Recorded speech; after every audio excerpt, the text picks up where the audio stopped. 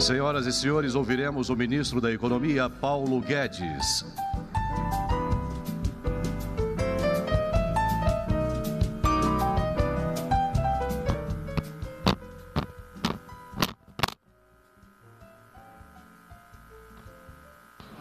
Bom dia a todos.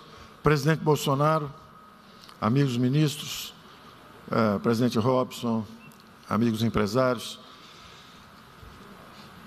O nosso esforço é de transformação do Estado brasileiro, baseado nesse binômio, que é, de um lado, o compromisso com as futuras gerações. É justamente o controle dos desperdícios, dos excessos do Estado, que fazem a matriz daquele custo Brasil.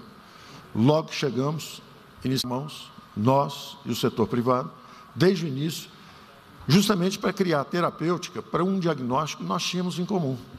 O Brasil foi desindustrializado ao longo dos últimos 20, 30 anos. O Brasil, que era o país que mais crescia no mundo, que se tornou a maior colônia de imigrantes japoneses fora do Japão, a segunda maior de italianos fora da Itália, a terceira maior de alemães fora da Alemanha, mais libaneses no Brasil do que no Líbano, que trazia a população do mundo inteiro para um país que crescia 7,36% ao ano, 2, 3, 4 décadas seguidas. O Brasil, ao final do regime militar, já estava em desaceleração. Começou a cair para 5, 5,5%. Entrou na década perdida, logo que fizemos a redemocratização. Se batizou de década perdida porque crescíamos a 2,5%. E agora, como no início da exposição vimos, o Brasil cresceu 0 nos últimos 10 anos. Então, é uma longa história. É uma longa história de um modelo que deu errado e foi aterrissando até parar. O Brasil é hoje prisioneiro de uma armadilha de crescimento 0. Esse foi o Brasil que nós encontramos. E a nossa proposta e o nosso diagnóstico era exatamente esse. Vamos reindustrializar o Brasil. Vamos abrir a economia brasileira. Vamos transformar o capital institucional do país, com todos esses marcos regulatórios. Vamos transformar a economia brasileira.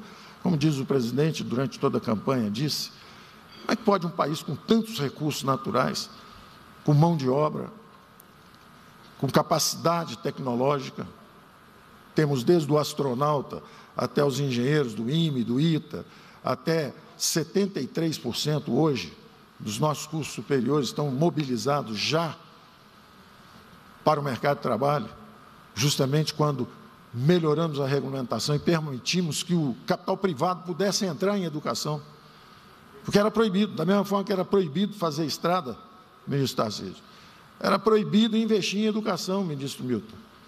É uma visão equivocada.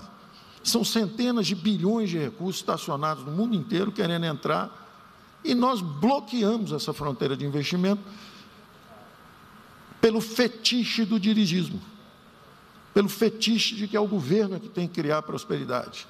Isso é um equívoco intelectual. Esse foi o desastre de Cuba, foi o caminho da miséria da Venezuela, foi o caminho da União Soviética, foi o caminho da China também. A China afundou enquanto era socialista. Busquem informações recentes, leiam um livro, Como a China se tornou capitalista, um prêmio Nobel de Economia e um chinês, um americano, prêmio Nobel de Economia, Coase, e um chinês, mostrando as duas Chinas, uma simbolizada por Pequim, afundando, implodindo lentamente, a China das estatais, e a outra é Xangai, a arquitetura do futuro, as indústrias do futuro, toda a tecnologia digital, essa é privada. Olhem as plataformas que trouxeram 600 milhões de chineses que plantavam e comiam arroz e hoje exportam televisão, tela plana, iPhones para o mundo inteiro. É o setor privado, são centenas de bilhões, da mesma forma que a democracia é um algoritmo de decisão política descentralizada contra o totalitarismo, que fez os grandes equívocos da humanidade. A economia de mercado é um algoritmo de decisão econômica descentralizada. E é isso que nós estávamos precisando no Brasil. Então, nós começamos exatamente com uma agenda de reformas, vencendo o ceticismo dos oposicionistas. Quem estagnou o Brasil, quem colocou o Brasil em último lugar no PISA internacional, dos exames internacionais de educação, Esses foram os que previram o nosso fracasso. Então, errando sucessivamente.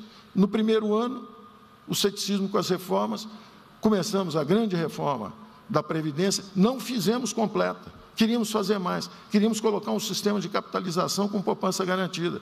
O Brasil estaria já assegurando maiores taxas de investimento e crescimento futuro. Nos deixaram fazer só pela metade. Mas começamos também com a reforma do marco regulatório. Começamos com o gás natural. Estava parado há 7 anos.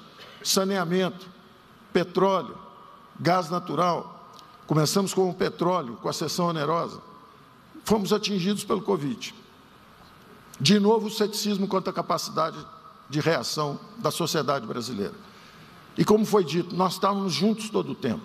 Nós que estávamos desenhando aquele algoritmo do Custo Brasil e calculando em 1,5 trilhão, junto com o setor privado, nos desviamos para a produção de máscaras, para a produção de ventiladores pulmonares, eventualmente para a produção de vacinas.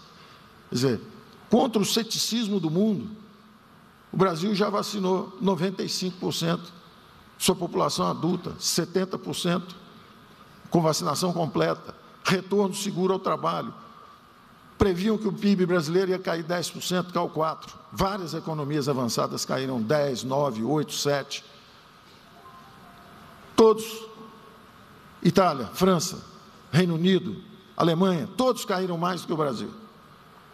Previram que nós íamos ficar em depressão, voltamos em V, diziam que era o V do virtual, que eu estava imaginando. Como dizem agora que eu estou imaginando um Brasil que não existe para o ano que vem, porque o ceticismo vai sendo rolado ano a ano, à medida que se frustram as piores expectativas. O Brasil voltou em V, subiu 5,5%, preservou 11 milhões de empregos no setor privado, é a primeira recessão onde nós não perdemos liquidamente empregos no setor privado.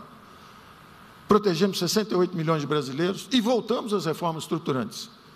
Então, surpreendemos pela segunda vez os céticos, e principalmente quem nos olha lá de fora, com o olhar dos perdedores da eleição no Brasil. No terceiro ano, imediatamente retomamos as reformas. E o Brasil cresce agora 5,1%, 5,2% esse ano. Todos os setores crescendo, construção civil, todos os setores e as plataformas de investimento, à medida que nós aprovamos os marcos regulatórios. E o Congresso tem nos apoiado, e o setor privado nos deu a mão, e o presidente tem nos apoiado. E as reformas estão lá. Quem pede a reforma administrativa, está lá, já foi entregue. Quem pede a reforma da tributação, está lá. Nós sentamos com o senador Roberto Rocha, finalizamos tudo, está lá. Está tudo lá. É só aprovar. A nossa parte está lá. Não está só a PEC 110, não é só a reforma sobre consumo, não. Está lá o imposto de renda também. E cá para nós, eu acho um sinal de inteligência aprovar um imposto sobre dividendos de 15%. Porque todo mundo já está falando que quando vier, virá no progressivo, já vai ser 30%, e sem baixar o imposto sobre as empresas. O que nós fizemos é o que o mundo está fazendo. Os impostos sobre empresas eram 44% há 40 anos atrás, foram descendo para 40%, o Reagan, que era um revolucionário, baixou para 35%, depois baixaram para 26%, hoje a média mundial é 23,5%, o Brasil está lá em cima, com 36%. Ao mesmo tempo, só Brasil, Estônia e Letônia não cobram sobre dividendos. E nós estamos cobrando só 15% quando mandamos na nossa proposta. Foi um sinal de pouca inteligência não aprovar.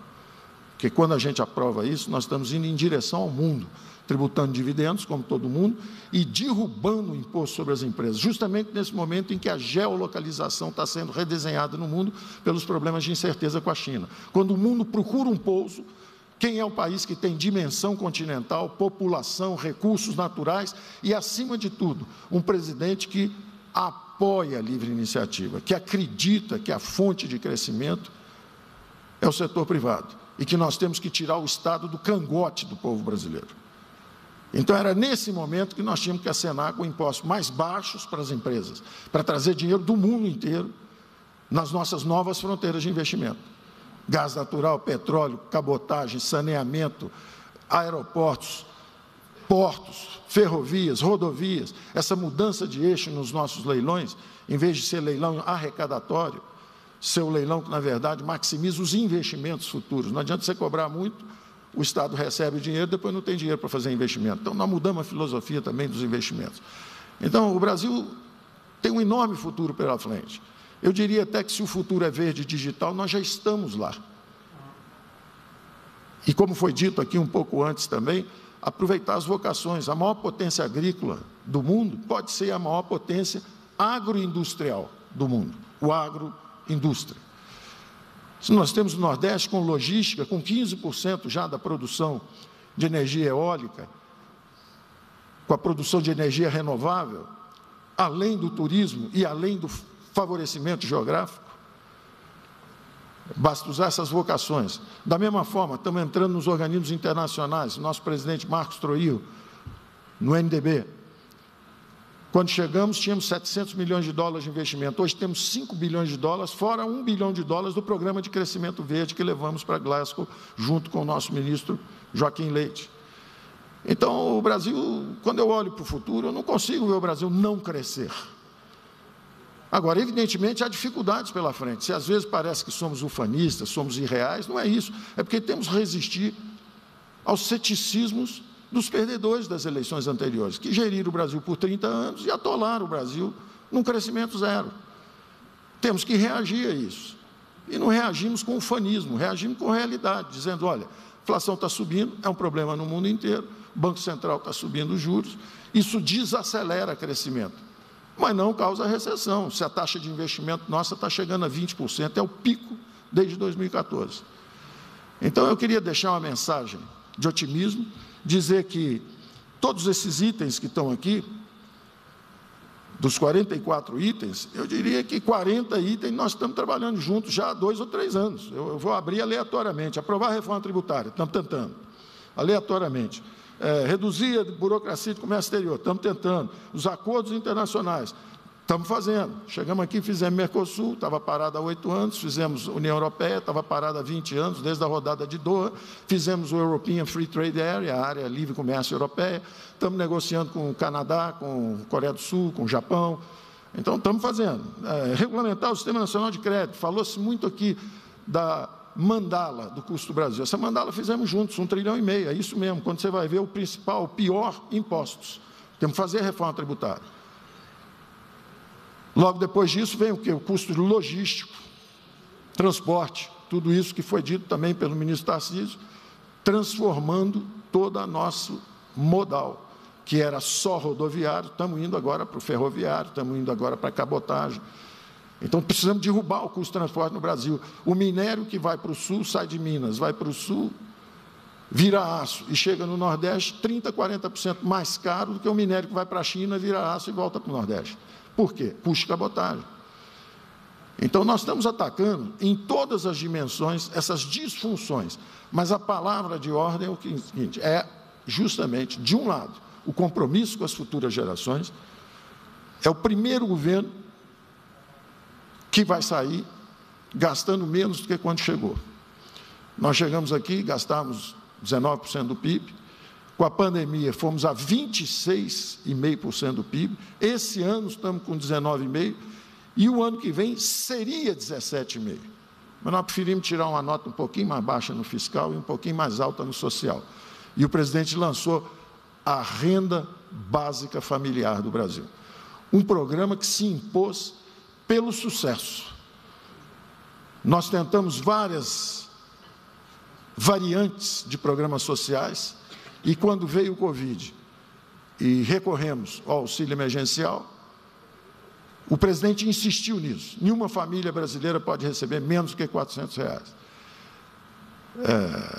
Ao mesmo tempo que fomos atingidos pelo descontrole de 1/4 do gasto público, que era justamente os precatórios. Então, tivemos aí 2, 3 meses até reacomodar tudo, e o resultado é que, em vez de 17,5% do PIB, quando saímos, vai ser 18,5%. Ainda é abaixo do que quando chegamos.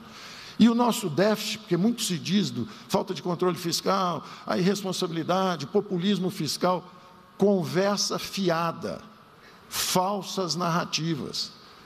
A verdade dos números é a seguinte: chegamos com um déficit de 2% do PIB, no primeiro ano puxamos para 1% do PIB.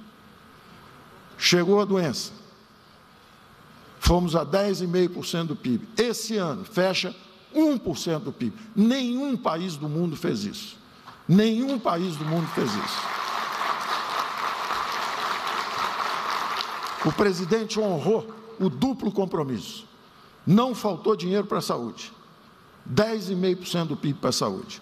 Mas isso não virou farra eleitoral para ninguém. O déficit no ano seguinte voltou para o que era antes. Exatamente onde estava antes. Isso é sinal de compromisso com as futuras gerações. Os senhores podem se orgulhar de ter feito uma guerra, mas pagando os custos, em vez de empurrar os custos para filhos e netos. Corajosamente, o Brasil enfrentou a pandemia, gastou e pagou os custos. Pagou substituindo gastos. Não faltou dinheiro para a saúde, mas cortamos em outros lugares. Interrompemos reajustes de salários, cortamos outras áreas. Os ministros todos se sacrificaram em suas atividades para possibilitar a guerra à pandemia. Então, esse duplo compromisso é a nossa marca. Não faltou para a saúde, não vai faltar para os mais vulneráveis com o plano Renda Brasil, com o auxílio, na verdade, o Auxílio Brasil, é uma renda básica familiar. Nenhuma família brasileira recebe menos que R$400. Então, estamos de olho também no social, um programa que se impôs pelo próprio sucesso que o auxílio emergencial teve durante o tratamento da pandemia, o combate à pandemia. Então, eu queria deixar palavras aqui de ânimo, de parabéns pelo trabalho conjunto, de parabéns por essa agenda. E eu deixo a vocês também um desafio. Brilhante o trabalho da CNI no treinamento. O futuro está baseado justamente em treinamento especializado, toda essa assistência, essa capacitação de mão de obra, porque o crescimento é feito disso. Não é só a mão de obra bruta, é a educação que dá a qualificação profissional para os jovens. Não é só o cimento, não é só a acumulação de máquinas, fábricas, instalações industriais, é também a tecnologia que dá qualidade. E não só são os recursos naturais, é principalmente essa camada institucional, de inteligência institucional, de liberar as forças produtivas do país.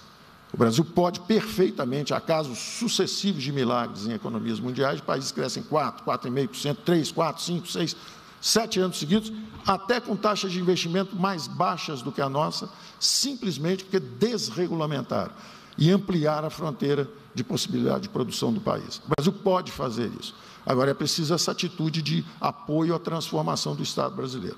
Então, nós contamos com esse apoio e parabenizamos todos vocês. Agora, eu quero deixar uma reflexão para a CNI. Faz um belíssimo trabalho, mas a forma de financiamento está equivocada. Não pode ser imposto sobre folha de pagamento, que é uma arma de destruição em massa de empregos. Se nós não falarmos a verdade uns para os outros, nós não vamos ter sucesso. Nós só teremos sucesso se nós falarmos a verdade uns para os outros. E a verdade é que esse financiamento é equivocado, destrói empregos. Um trabalhador para ganhar R$1.000 custa R$2.000 para a empresa. Essa cunha fiscal é inaceitável. O trabalho é brilhante. Nós temos que tributar de outra forma e assegurar esse financiamento, porque o trabalho é brilhante, é excepcional. O financiamento é errado, é uma arma de destruição em massa de empregos. Obrigado.